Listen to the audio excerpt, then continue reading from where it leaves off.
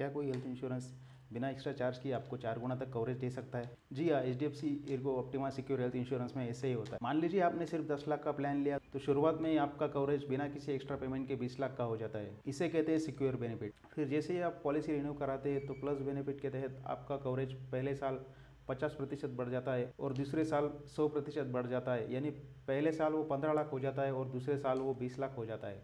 यानी आपका total coverage हो गया 30 लाख। अगर आप क्लेम करते हैं तो पूरा अमाउंट रिस्टोर बेनिफिट के तहत आपको वापस मिल जाता है, जिससे आपको फिर से 10 लाख मिलते हैं। यानी कुल मिलाकर आपके पास अब 40 लाख का कवरेज है।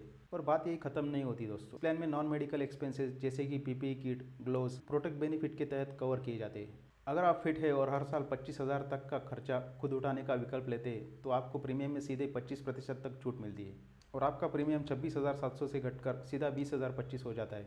इस प्लान में आपको 16,000 से ज़्यादा हॉस्पिटल्स का एक्सेस मिलता है।